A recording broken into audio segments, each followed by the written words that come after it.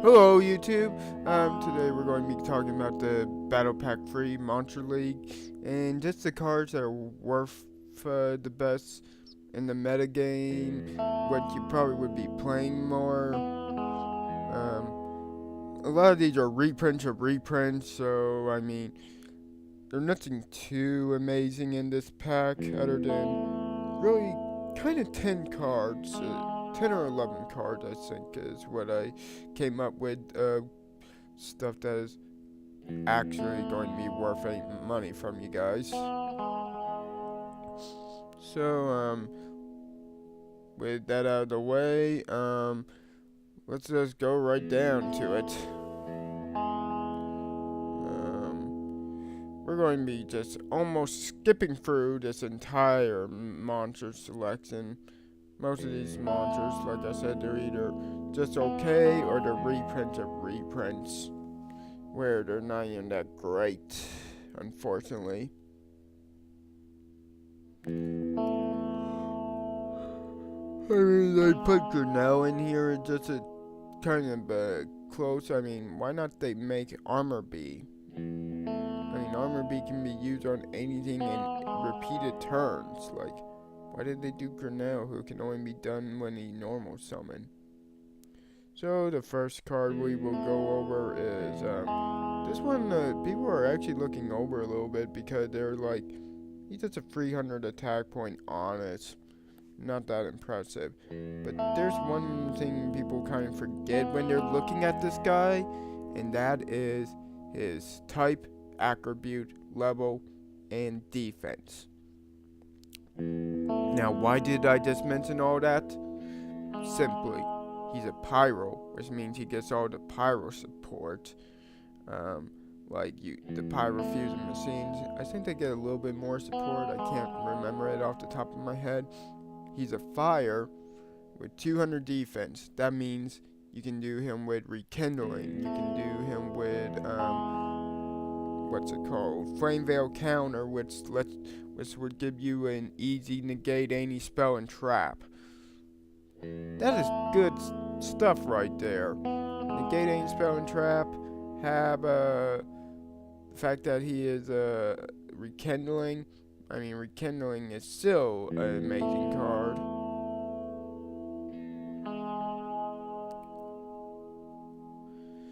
And let's see, next card is the Gusto Emerald. The only reason I'm going to just mention that is this card is really a high price thing, and just more prints of him is the better, because that will at least help us lower down his enormous price and make him easier to get for some people, because he really is a good card to help us ever since they took out what's it called? Pod of Duplicity.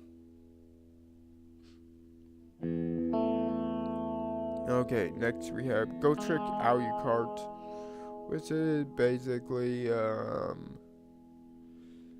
again another really good card.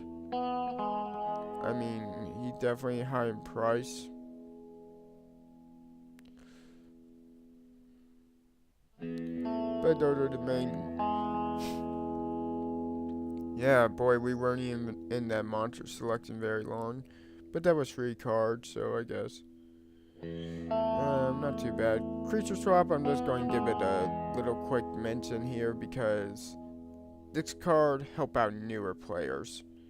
Because with newer players, they don't really get the mechanics, and they have a harder time trying to bring out a high power monster. So normally creature swap, as much of a scrub move as it seems, actually helps the newer players get into the game and help them move up the ladder. So creature swap always had been good for that reason. Enemy controller is just good, and it's versatile, many of uses. Take controlling of your opponent monster, check. Changing their battle position so you can kill it easy, or prevent it from killing you, check.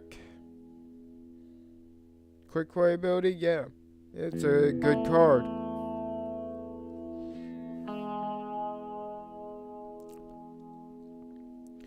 Let's see.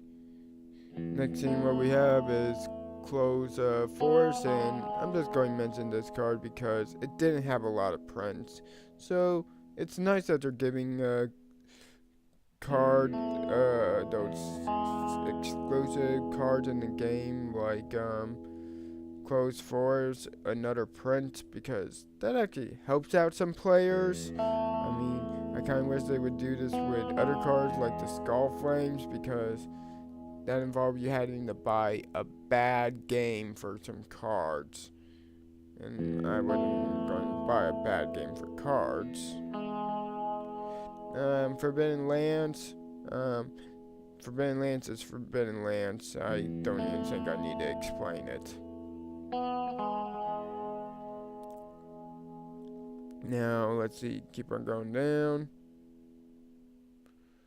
Trying to see if we got. We're in the traps now. So, we're getting pretty near the end.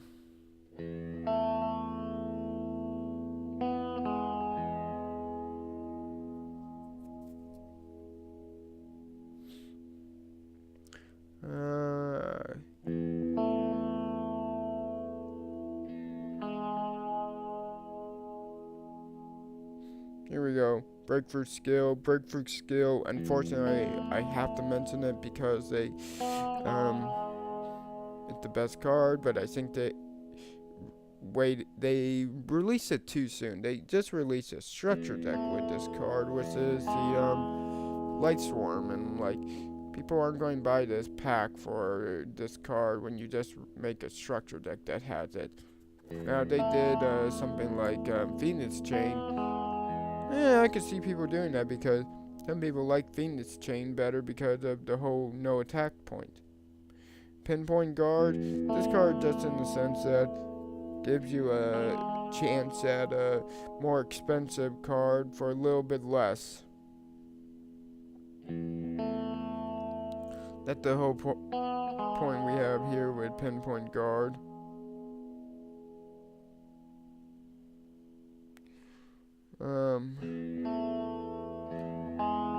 Trying to think how much do we got left. Okay, only like one more card. And that is Swamp Mirror. This guy, I actually have to admit, it's probably my favorite card out of the set. Little bias here, but it's just because of how much utility and the fact that a card like this brings back older cards. Because what he does is he can be activated during the battle phase, so that means you have an 18 beater and you can help support attacks. The other points, he can change his attribute and type, so that means you can Exceed and Synchron into a lot of cards that we normally couldn't. And here are a few that these are just good ones that are like they were either a little bit too hard or just kind of hard that we couldn't even do them. So, and a lot of these actually have really good effects, but the problem is they have that type restriction, and that's where I think this trap card comes into playing. Is it just will let us go into them easier and doesn't require it. I mean, sure, you would have to run free of that trap card, but I would run free of that trap card just because he's a instant 4, and yeah, I could see myself even playing some of these unique monsters because they would really pose a threat to my opponent being able to play them now. So I hope that helps you guys, and we'll enjoy to see you again. Please rate, comment, or subscribe. Have a great day. Bye. Too much. And here that's kind of new. Or really